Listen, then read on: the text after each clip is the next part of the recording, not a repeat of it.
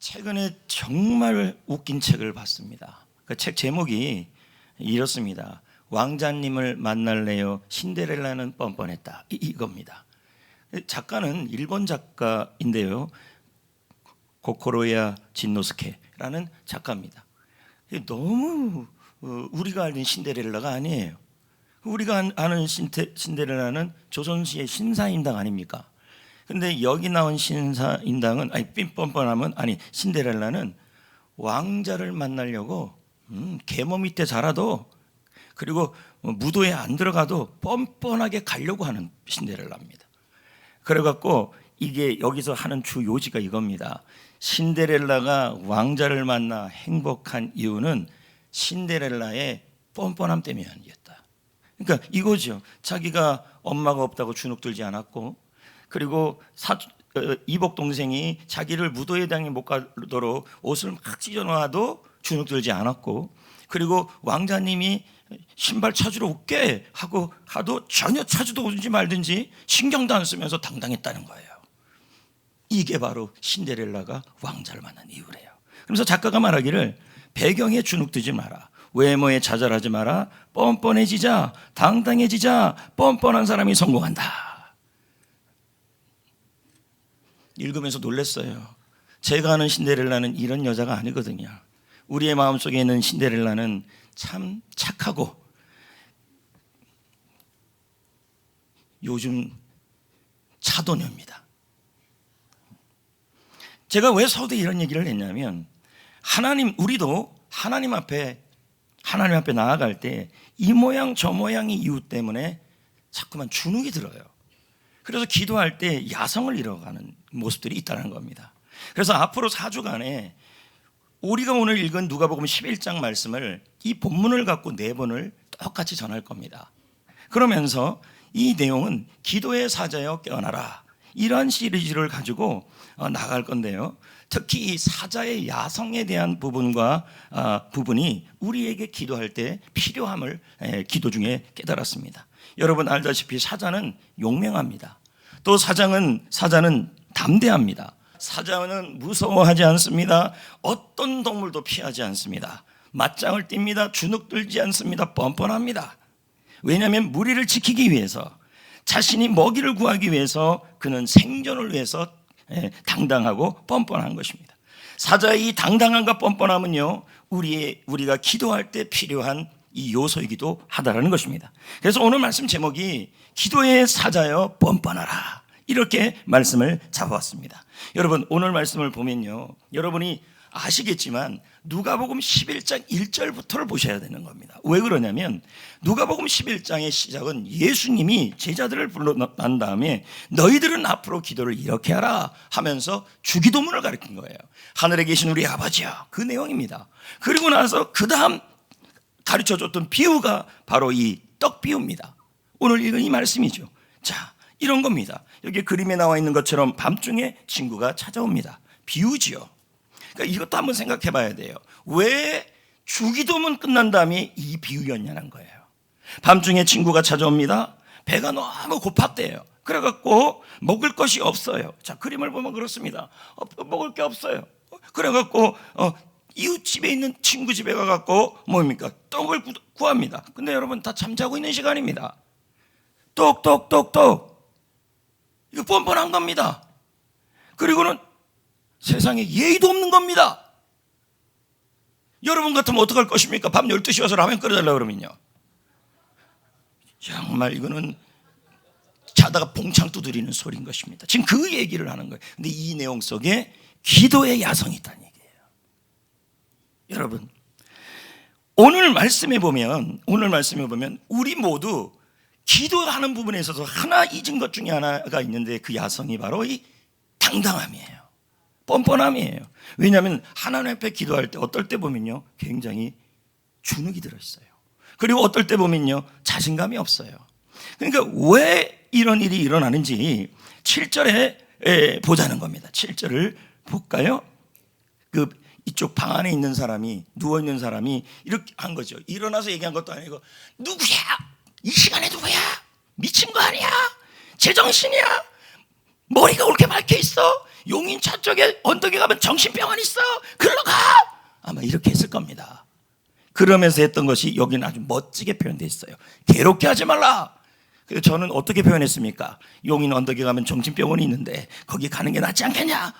이 얘기를 표현한 겁니다. 읽어봅시다. 시작.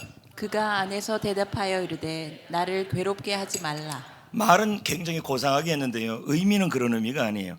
귀찮게 하지 마라, 문제 일으키지 말라, 여차하면 나가갖고 물에다가 소금 넣어갖고 던져, 이런 느낌입니다. 그러니까 친구의 행동은 문제를 일으키는 행동이었고, 그리고 전혀 뭐가 없냐면 부끄러움이 없는 행동입니다. 밖에서 두드리는 소리가. 그리고 그냥 봐서는요, 말 그대로 뻔뻔한 거예요. 밤늦은 시간에 떡 달라고 와서 두드리는 게 웃긴 거죠. 다 자고 있는데 한밤중에, 성경에 이렇게 한밤중이라 나왔는데요, 그러니까 이건요 뭐가 있냐면 예의가 없는 거예요. 부끄러움도 없는 겁니다. 뻔뻔한 겁니다. 그런데 왜 예수님이 주기도문을 가르친 다음에 이 비유를 했냐? 당시 제자들을 비롯해서 그 당시에 사람들이 기도할 때, 하나님 앞에 기도할 때 이러한 당당함이 부족했다는 거예요. 이게 야성인데요, 그걸 다른 말로 표현하면 기도하는데 자신감이 없었다는 거예요. 예. 여러분, 제가 한번 여러분에게 질문해 봅시다. 우리는 왜 기도할 때 자신감이 없습니까? 예? 물론 목사님 저 자신감이 있는데요. 근데 깊이 제가 다시 한번 질문해 보면 그게 아닙니다, 여러분. 우리가 하나님 앞에 나아갈 때, 기도를 하러 나올 때, 어떨 때 보면요, 감히 이 당당하게 뭘 요구를 못할 때가 있습니다. 그게 왜 그러냐면 이런 것 때문인 거예요. 그게 뭐냐면 내가 하나님 앞에 잘못한 것이 많아서, 또는 내가 하나님 앞에서 지은 죄가 많아서 하나님이 나의 기도를 좋아하지 않을 거라고 생각합니다. 그래서 그걸 믿기 때문에 기도할 때 어떤 마음을 먹냐면 당당하게 구하지 못해요. 뻔뻔하게 구하지 못해요. 지금 여기 나와 있는 예수님의 기도는 어떤 기도냐면 뻔뻔할 정도로, 당당할 정도로, 예의가 없을 정도로 지금 기도하라는 얘기예요. 근데 여러분, 지금 제가 말한 이 자신감이 없는 모습을 보인 사람이 성경에 등장합니다. 그 사람이 누구냐면 누가복음 15장에 등장하는 둘째 아들이에요. 둘째 아들이요, 아버지의 마음을 아프게 했고, 그리고 재산을 가지고 먼 나라로 갔습니다.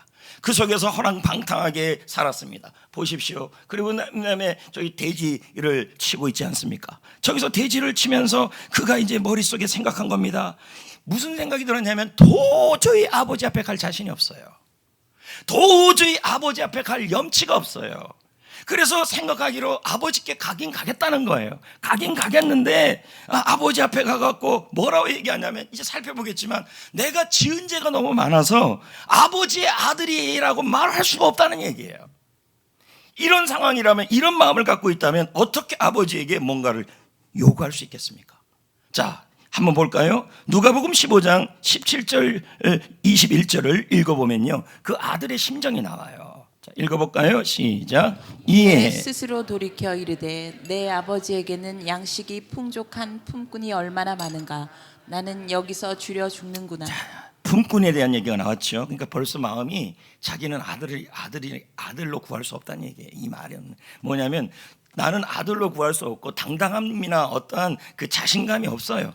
그래서 뭐라 그럽니까? 21절에 자 보자고요. 시작. 아들이 이르되 아버지, 내가 하늘과 아버지께 뭘 지었대요? 죄를 지었사오니. 그럼 뭘 보고 있는 거예요? 아버지의 사랑을 보고 있는 거예요? 자신의 잘못을 보고 있는 거예요?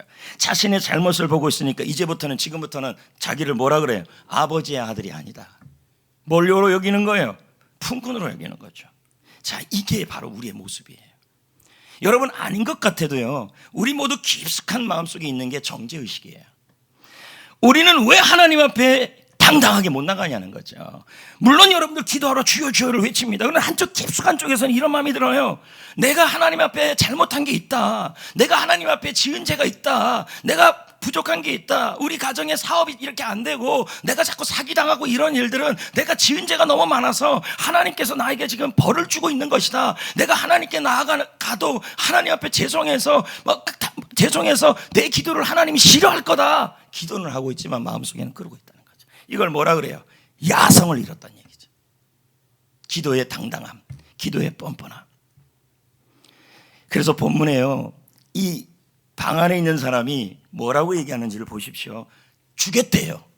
떡을 주겠대요. 그 늦은 시간에. 그 염치 없는 자식에게, 그 염치 없는 친구에게, 그 염치 없는 사람에게 뭐 하냐면 내가 떡을 주겠다는 거예요. 근데 이유가 8절에 나와요. 볼까요? 시작. 그 간청함을 인하여 일어나 그 요구대로 주리라. 여기서 핵심 단어, 앞으로 4주 동안에 기도의 사자여 깨어나라의 이 4주 동안에 핵심 단어가 간청함이에요. 그리고 이 간청함이라는 단어가 뭐냐면 한 가지 의미만 있는 게 아니라 제가 기도의 사자여 절박하라, 기도의 사자여 정확하게 기도해라, 이 모든 게 이 간청함에 다 들어있어요. 그래서 4주 동안에 이 간청함이라는 단어 하나에 집중하는 겁니다. 오늘은 뭐냐면 원문에 보면, 원어 사전에 보면 이 간청함의 첫 번째 의미가 뭐냐면 부끄러움이 없다는 뜻이에요. 영어 보면 더 확실해요. shamelessness, 부끄러움이 없는 명사. 다른 말로는 원문에, 원어에, 사전에, 원문 사전에 여러분 뻔뻔하다 입니다. 뻔뻔하다. 그러니까 무슨 의미입니까? 내가 너의 뻔뻔함 때문에 주겠다 이 뜻입니다. 고대 문헌에 보면요, 이 간청이라는 단어가 무례하다, 눈치가 없다는 뜻이에요. 여러분, 세상에서 눈치 없는 사람이 있어요. 그걸이래요. 그게 누구냐면 바보입니다. 바보들은 눈치가 없어요. 욕해도 해, 뭐 줘도 해. 여러분, 기도는 이런 뻔뻔함이 필요해요. 제가 그래서 국어사전에 도대체 이 뻔뻔하다는 국어사전의 의미가 뭔가, 어원적 의미가 뭔가 찾아봤지 않습니까? 근데 봤더니 뻔뻔 두 개가 합쳐졌대요. 근데 그 뻔이 뭔지 아십니까? 여기 이 면 있죠? 이 면, 이 물건의 표면이에요. 말이 좋지, 이건요 철판입니다. 그래서 여러분, 뻔뻔하다는 뜻은 철판을 깔다, 원문의 뜻이에요. 그리고 여러분, 이거 찾아냈습니다. 오늘 설교 끝나고 나서 기도할 때, 하나님 앞에 나갈 때 저렇게 나가셔야 합니다. 철판을 깔다, 눈치를 보지 않다, 체면을 신경 쓰지 않다. 이게 바로 뭐냐면 뻔뻔하다는 뜻이에요.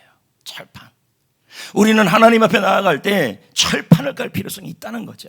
왜요? 그 근거가 우리의 죄가 아니에요. 살펴보겠지만 하나님은 우리가 기도할 때 주눅들지 않고 하나님의 눈치를 보지 말고 담대하게 나가기를 원하시는 거예요. 그래서 여러분, 이 뻔뻔하다는 단어가 영어로 boldness예요. 이게 얼마나 단어가 심각하면요, 교만함입니다. 그럼 뭡니까? 하나님 앞에 나아갈 때 남들이 보기에는 이 뻔뻔함이 지나쳐서 얼마나 당당하면 그 자신감이 없어서 남들 보기에 교만한 마음이 들 정도로 이런 의미가 들어있는 거예요. 근데 여러분, 밀림의 왕 사자를 보십시오. 얼마나 풍채가 당당합니까? 그리고 노루 맡겨놨습니까? 노루는 왜 도망갑니까? 근데 뻔뻔하게 잡으러 가잖아요. 무례하기 짝이 없죠. 노루 입장에서는. 웃기는 얘기인데, 풍채나 기세가 전혀 수치를 모릅니다. 자, 이게 바로 뭐냐면 사자의 야성이에요. 근데 여러분, 이런 야성은 동물원의 사자에서는 나타나지가 않아요. 동물원의 사자와 야생의 사자가 차이가 있어요. 동물원의 사자는요, 영역이 정해져 있어요. 울타리. 그러니까 굳이 여러분 영역 싸움 할 필요가 있어요, 없어요? 그 안에서 먹이를 구할 필요도 없어요. 왜요? 사육사가 아침마다 잘 썰어서, 아이고, 어떨 때 보면 사자가 부러워요. 잘 썰어갖고 아침마다 여러분 닭다리를, 우리도 못 먹는 닭다리를 그냥 여러분. 그러니까 이 동물원의 사자는요, 사육사 앞에 야성이 없어요. 고분고분합니다. 그런데 야생의 사자는요, 지역을 지켜야 돼요. 영역을 지켜야 돼요. 먹이를 구해야 돼요. 그러니 어떻게 해야 돼요? 용감해야 되고 대담해야 되고, 그리고 부끄러움 없이 먹이를 찾아야 하는 것이죠. 그게 바로 이 사자의 야성입니다.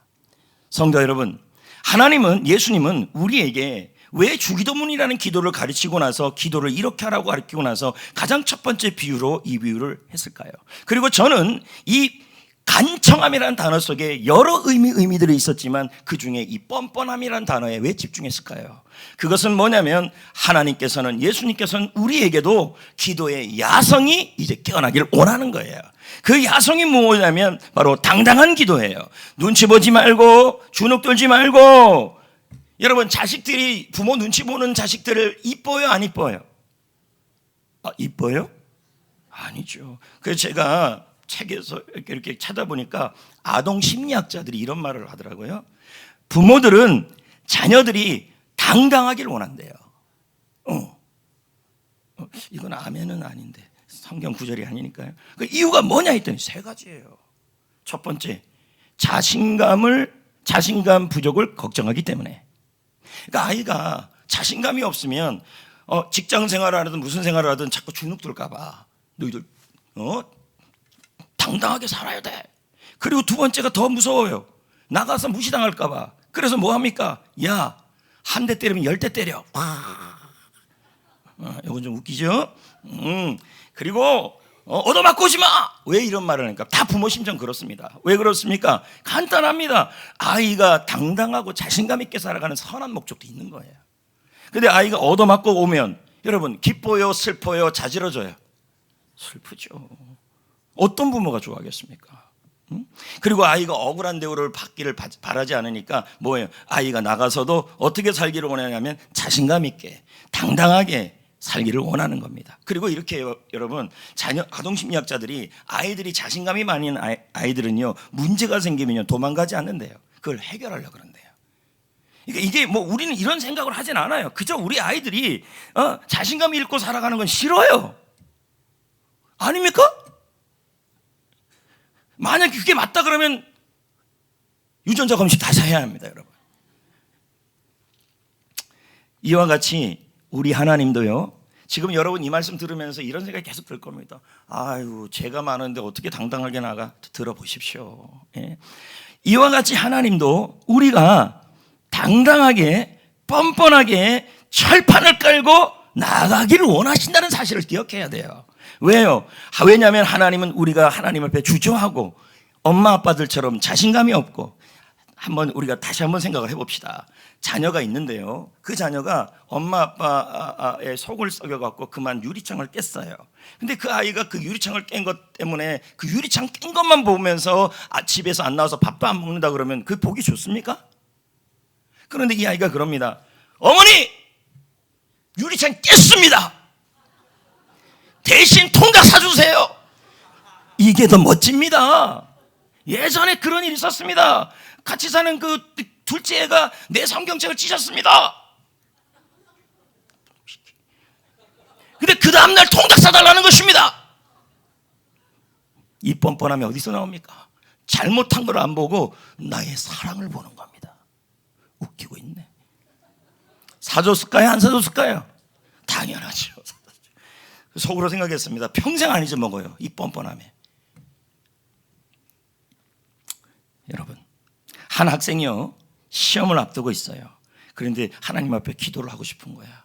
하나님, 이번 시험 잘 보고 왔으면 좋겠다고 막 기도하고 싶어서 하나님 앞에 나와서 새벽 기도 나와서 기도를 해요. 그런데 이제 기도가 잘 안 나오는 거예요. 왜 그랬더니 나 공부하느라고 주일날 예배도 잘 안 나오고, 나 그리고 학교에서도 하는데 선생님하고 친구들하고 하는데 숙제도 잘 공부하는 거 빌려달라 그래도 너무 이기적으로, 자기가 다 느껴지는 거예요.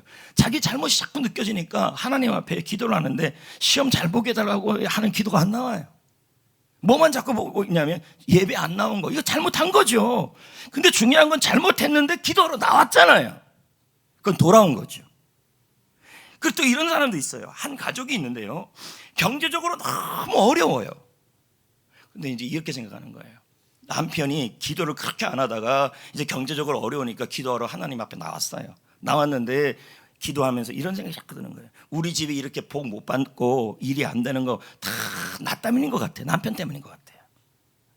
그것도 다행이죠. 기도하는데 아내 때문이라는 생각은 안 들었잖아요. 웃어요, 여러분, 이거. 네, 그래가지고 기도를 하는데 도저히 기도가 안 나와요. 왜냐하면 내가 신앙생활 옳게 안 하고 제대로 안 하고 부인은 저렇게 열심히 하는데 내가 신앙생활 옳게 안 하고 예배도 잘 안 드리고 평상시에 하나님 기뻐하는 일도 안 했다는 거예요. 그러니까 그거 생각하니까 하나님 앞에 기도하는데 너무 당당하게 기도가 안 나와요. 하나님, 우리 사업을 일으켜서 주님의 영광을 위해 사용해달라고 당당하게 기도를 못하고 뻔뻔하게 기도를 못해요. 왜냐하면 자꾸만 뭐가 생각나냐면 내가 잘못한 게 너무 많이 생각이 나요. 또 부인도 마찬가지죠. 하나님 앞에 나와 기도하는데 어머니가 하나님 앞에 나와서 기도하는데 아이들이 자꾸 속을 썩여요. 근데 기도하면 기도할수록 아이들이 잘못한 것보다는 엄마가 잘못 가르쳤다는 생각이 자꾸 드는 거예요. 그러니까 이 생각 때문에 주눅이 자꾸 들고 하나님 앞에 나아갔는데 내가 잘못한 것만 자꾸 생각나니까 이 자녀에 대해서 당당한 기도가 안 나와요. 그저 밥만 먹고 살게 해달라고 요 기도가 나와요. 이런 기도를 무슨 기도를 하냐면 주눅든 기도라는 거예요. 이건 야성이 없는 거예요. 지금 공감하는 사람 1000명 있습니다. 이 자리에. 저도 그렇고 여러분도 그렇고. 근데 주님은 그렇기를 원치 않아요. 여러분, 우리가 하나님 앞에 뻔뻔하게 기도할 수 있는 근거는 나의 죄가 아니에요. 나의 잘못이 아니에요. 하나님이 나의 하늘 아버지이기 때문이에요. 자, 볼까요? 그래서 이 본문의 주기도문을 가리키면서요, 하나님께서 시작했던, 예수님이 시작했던 기도의 시작이 아버지여예요. 자, 봅시다. 2절 시작. 예수께서 이르시되 너희는 기도할 때 이렇게 하라. 아버지여, 이름이 거룩히 여김을 받으시오며 나라가 임하시오며. 자, 기도를 할 때 이렇게 기도하래요. 그러면서 뒤의 내용은 친구 관계였어요. 근데 여기서는 친구 관계를 얘기했지만 우리가 하나님과 우리의 관계는 친구 관계가 아니라 부자 자식 간의 관계라는 얘기예요. 네? 그러니까 뭐예요? 기도할 때 우리가 뻔뻔할 수 있는 근거가 지금 나오고 있어요. 그분이 나의 천부라는 얘기예요. 하늘 아버지. 자, 그래서 MBC 주적 볼까요? 주석 뭐라고 나와 있는지 이 부분을요. 시작. 아버지는 예수님이 허용하신 아람어. 자, 이 아람어는요 히브리어하고 아주 유사한데요, 예수님 당시에 쓰였던 공용어예요. 근데 여기에 뭐가 나오냐면 이 아버지가 아바라는 뜻이래요. 기도할 때 그럼 뭐라고 부르라는 얘기예요? 아바. 근데 그 앞에 하늘에 계신 우리 아버지 이렇게 돼요. 그러니까 아바라는 말은, 자, 여기서는 이렇게 표현한 거예요. 하나님이 나갈 때 쓰는 하나님과 나의 기도의 관계에서 하나님과 나 사이가 너무 친밀하다 이 뜻이에요. 근데 그 하나님, 그 아버지 앞에 마태복음 6장 9절에 주기도문에서는 뭐라고 붙이냐면요, 하늘에 계신 우리 아버지요 이렇게 나와요. 여러분, 스펄전 목사님, 존 칼빈은 이 하늘에 계신이란 단어의 뜻을 이렇게 표현을 해요. 하나님의 전능하심을 뜻한다. 아버지라는 말은 개인적이고 아주 가까운 의미다. 그러므로 여러분, 이거죠. 우리가 기도할 대상인 분 어떤 분이십니까? 못할 것이 없는 하나님이. 그리고 또 어떤 분이란 얘기입니까? 바로 나의 아바 아버지다. 나의 아버지란 얘기입니다. 그래서 여러분, 우리가 하나님 앞에 나아가서 기도할 수 있는 근거가 뭐가 있냐면 바로 하나님이 나의 아버지이시고 전능하신 아버지시고 그분이 나를 어떻든 사랑하시는 분이라는 그 믿음에서 나갈 수 있는 거예요. 그래서 예수님이 그런 말씀을 한 거잖아요. 어린아이 같은 모습이 있어야 한다. 그렇게 얘기하신 거예요. 근데 여러분, 누가복음 15장에 보면 이런 말씀이 나와요. 아까 읽었잖아요. 둘째 아들이 큰 잘못을 했어요. 그리고 자기는 주눅이 들었어요. 품꾼으로 여겨달라고 그랬어요. 그런데 이 아들은 뭘 생각했냐면 자기가 잘못한 것만 생각하고 있는 거예요. 근데 아버지는 이미 그걸 다 잊었어요. 그리고 한번 생각해 보세요, 여러분. 이 둘째 아들이 아버지의 품으로 돌아왔다는 것 자체가 뭡니까? 회개입니다. 안 그래? 돌아왔는데 그 여전히 주저하고 있는 거 아니겠습니까? 근데 아버지는 뭐 하고 있어요? 이 아들은 정죄하고 있어요. 그러니까 아버지한테 감히 요구를 못 해요. 근데 아버지는 뭐 하십니까? 전혀 꾸짖질 않았어요. 그리고 어떻게 했습니까? 정죄하지 않았어요. 오히려 안아주고, 아멘. 오히려 안아주고, 오히려 옷을 주고, 오히려 먹을 걸 주고, 오히려 잔치를 열어줬다는 얘기예요. 여러분, 우리 하나님 아버지는 정죄하시는 분이 아니시고 용서하시는 분이시고 사랑이 많으신 분이시고 여러분을 안아주시는 분이시며 여러분에게 오히려 좋은 것을 주시는 분이십니다.